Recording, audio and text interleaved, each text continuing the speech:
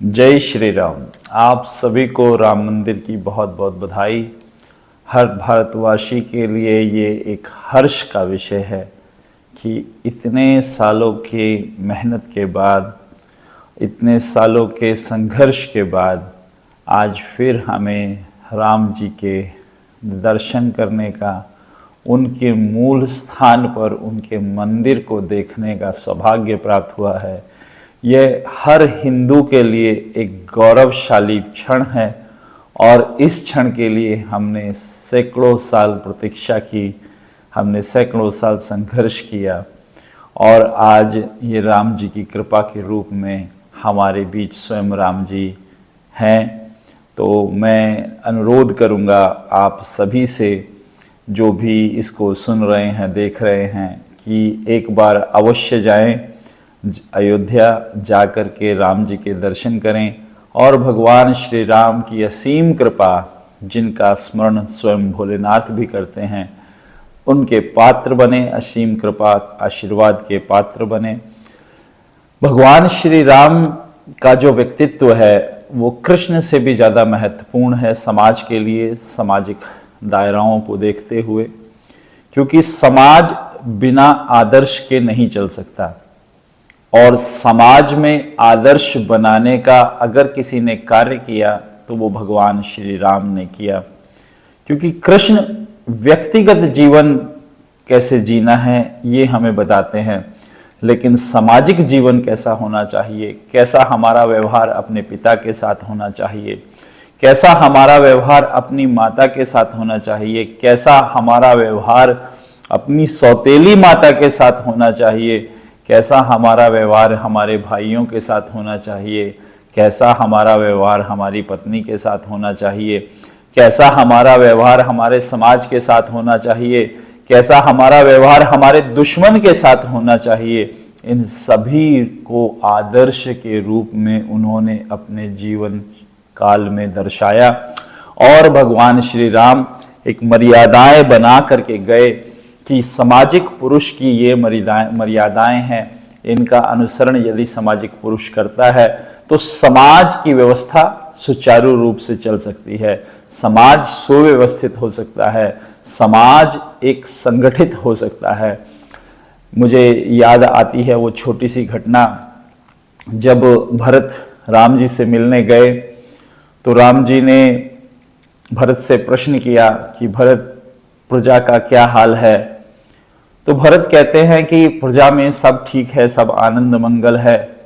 तो राम जी विशेषकर प्रश्न करते हैं, हमारे ब्राह्मणों का क्या हाल है। तो भरत जी को थोड़ा सा शंका होती है कि आपने किसी का हाल विशेषकर नहीं पूछा, आपने पूछा ब्राह्मणों का हाल। अब भगवान राम से वो कहते हैं कि ब्राह्मण भी ठीक हैं, आपने लेकिन ब्राह्मणों के बारे में ही क्यों पूछा। यहाँ मैं एक बात कहता चलूं, ब्राह्मण एक वर्ग का नाम है, जाति का नाम नहीं है, ठीक है। वर्ण का नाम है ब्राह्मण। वर्ण का अर्थ होता है जिसका आपने वर्ण किया हुआ है। वर्ण किसका किया जाता है? जिसको आपने धारण किया हुआ है। यानी आज की तारीख में यदि आप किसी भी कास्ट हिंदी का शब्द नहीं है, किसी भी कास्ट में अगर पैदा हुए हैं और आप अध्यापन का कार्य करा रहे हैं, यानी आप अध्यापक हैं, किसी भी प्रकार से शिक्षा का लेन देन कर रहे हैं, या आप बाबा हैं, आप किसी भी जाति में, जैसे मैं भी ब्राह्मण नहीं हूं, मैं ब्राह्मण जाति में पैदा नहीं हुआ, तो आप किसी भी जाति में पैदा हुए हैं लेकिन किसी न किसी प्रकार से शिक्षा के कार्य से जुड़े हुए हैं, तो आप ब्राह्मण हैं भगवान श्री राम के अनुसार, भगवान श्री कृष्ण के अनुसार। क्योंकि चतुर्मय सृष्टि चतुर्वर्णम गुण कर्म विभाजितम, भगवान श्री कृष्ण कहते हैं गीता में कि भगवान ने सृष्टि का निर्माण किया है 4 वर्णों में, और जो गुण कर्म के आधार पर विभाजित किए जाते हैं, ना कि जन्म के आधार पर। हाँ, ये एक कुप्रथा है जो कि जन्म के आधार पर हम इसको मानने लगे हैं, और इसको आगे चलकर मेरा ये मानना है कि आने वाले, अगर हम सारे लोग बिना जातियों के झगड़ों के सारे लोग थोड़ा सा बुद्धि का विकास करेंगे तो हम इन चतुर्वर्णों को समझ पाएंगे। अगर कोई ब्राह्मण है और वो नगर पालिका में सेवा दे रहा है तो वो भी शूद्र ही है, वो ब्राह्मण नहीं है। वो ब्राह्मण कुल में पैदा हुआ है। ब्राह्मण कुल में पैदा होने से कोई ब्राह्मण नहीं हो जाता, ब्राह्मण का कार्यभार करने से वो ब्राह्मण होता है। और कोई शूद्र कुल में पैदा हुआ है और उसके बाद भी वो शिक्षा का लेन देन कर रहा है, यानी शिक्षा के कार्य में है, अध्यापन के कार्य में है, तो वो ब्राह्मण ही हुआ। कोई वैश्य है और वो सर्विस सेक्टर में है तो वो भी शूद्र ही हुआ। यानी कोई भी व्यक्ति आपको सर्विस सेक्टर में अगर मिलता है तो वो शूद्र ही है। और कोई भी शूद्र आपको या वैश्य आपको या क्षत्रिय आपको शिक्षा के कार्य में मिलता है, जहां वो शिक्षा का लेन देन कर रहा है, तो वो ब्राह्मण ही है भगवान श्री राम के अनुसार और भगवान कृष्ण के अनुसार। तो भगवान श्री राम कहते हैं कि भाई आप भरत बताइए कि ब्राह्मणों का क्या हाल है, यानी जो लोग शिक्षा का लेन देन करते हैं, यानी अगर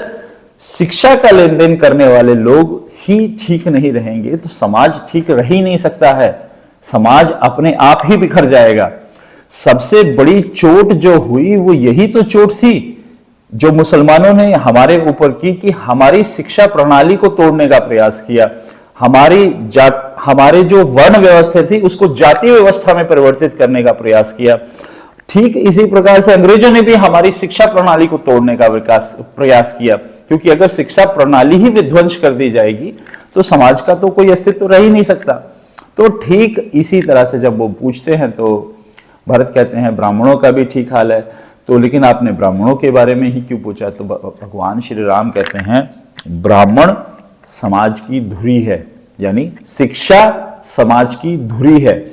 उसके आधार पर पूरा चक्र घूमता है। यानी एक ब्राह्मण जब यज्ञ करता है तो उस यज्ञ में सबका योगदान होता है, देखने में नहीं दिख रहा होता, लेकिन उस यज्ञ में इस्तेमाल किया जाने वाला फूल जो है वो माली के यहाँ से आया होता है, उसमें इस्तेमाल किया जाने वाला जो फल जो होता है वो बागवानी से आया होता है, उसमें इस्तेमाल किए जाने वाले जो बर्तन है, जो मिट्टी के बर्तन है, वो कुम्हार के यहाँ से आए हुए होते हैं, और उसमें जो अन्न इस्तेमाल होता है वो किसान के यहाँ से आया होता है, उसमें जो मिठाई इस्तेमाल होती है वो हलवाई के यहाँ से आई हुई होती है, उसमें जो वस्त्र होते हैं वो जुलाहे के यहाँ से आए हुए होते हैं, उसमें जो कंगन या सोने की या चांदी की किसी भी प्रकार के आभूषणों का इस्तेमाल होता है वो सुनार के यहाँ से आए हुए होते हैं, उसमें और अनेक प्रकार की मालाएं या अनेक प्रकार की और चीज़ें जो हैं वो उनके भी योगदान समाज के विभिन्न वर्गों से आए होते हैं। तो कहने का अर्थ ये है कि एक यज्ञ जो है वो पूरे समाज को जोड़ता है, और ये दृष्टिकोण भगवान श्री राम का था, भगवान श्री राम का है। और हम इसको अगर समझ पाएं, हम इस यज्ञ प्रणाली को अगर चालू रख पाएं तो ये हमारा समाज जुड़ा रहेगा। और मैं फिर कहूंगा कि कम से कम नौजवानों को तो इस जाति व्यवस्था से उठकर इस वर्ण व्यवस्था को स्वीकार करना चाहिए, क्योंकि वर्ण व्यवस्था हमेशा अच्छी है, वो अच्छी बनी रहती है क्योंकि उसमें भेदभाव नहीं है। जाति में भेदभाव हो सकता है, वर्ण में कभी कोई भेदभाव नहीं होता। वर्ण तो ऐसे ही है, अगर आप एक टीचर हैं और आप एक डॉक्टर के यहाँ जाते हैं तो अब आपसे डॉक्टर ईर्ष्या थोड़ी करेगा, या आप टीचर हैं, आप एक बिजनेसमैन के घर चले जाते हैं तो बिजनेसमैन आपसे ईर्ष्या थोड़ी करेगा, ये थोड़ी कुछ सोचेगा कि आप बेकार। बिजनेसमैन भी अपने बच्चे को पढ़ने के लिए आपके पास ही भेजेगा, क्योंकि शिक्षा का जो अधिकार जो है, देने लेने का, शिक्षा जिनके माध्यम से चलती है वो वर्ग जो है वो ब्राह्मण कहलाता है। धन जिनके माध्यम से चलता है वो वर्ण जो है वो वैश्य कहलाता है, और शक्ति जिनके माध्यम से चलती है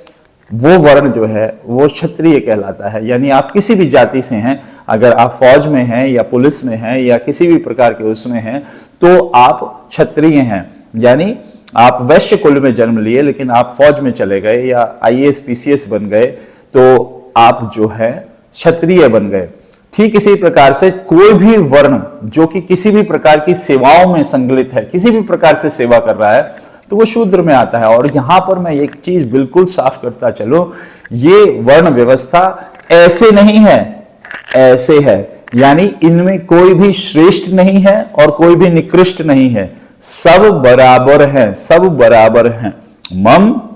सृष्टि चतुर्वर्णम गुण कर्म विभाजितम, यानी गुण कर्म के आधार पर विभाजित है, ना कि जन्म के आधार पर। जन्म के आधार पर ये मुगलों के द्वारा, ये उससे पहले कुछ धर्मांताओं के द्वारा ये बना दी गई, इसको ज़्यादा गहराई से लेने की ज़रूरत नहीं है। इसके पीछे की साइंस है वो हम कभी दोबारा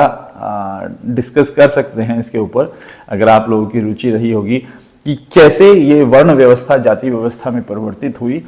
और क्यों इसको स्वीकार कर लिया गया। इसके भी पीछे एक बहुत बड़ी साइंस है, मनोवैज्ञानिक साइंस, वैज्ञानिक साइंस नहीं, मनोवैज्ञानिक साइंस, जिसके कारण आत्मा उसी प्रकार के परिवार में जन्म लेती है जिस प्रकार का उसे कार्य करना होता है। लेकिन अब ये साइंस भी प्रैक्टिकली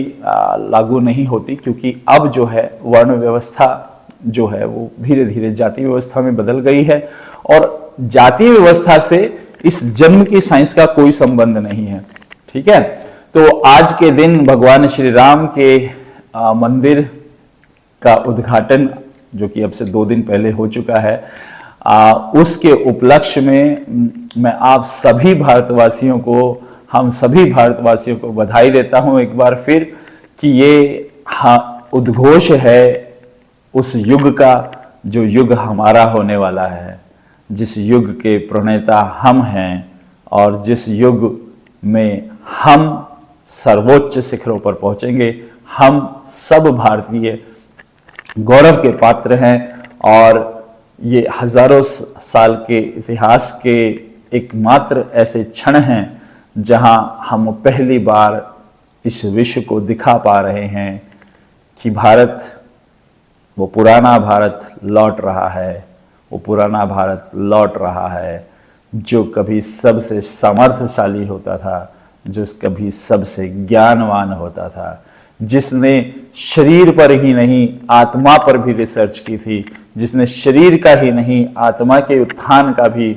मार्ग खोज लिया था। ये गौरवशाली भारत है जो लौट रहा है। आप सभी को मेरी तरफ से बहुत बहुत बधाई और भगवान श्री राम की कृपा आप सब पर बरसे, यही कामना करते हुए हर हर महादेव, बोलो जय श्री राम।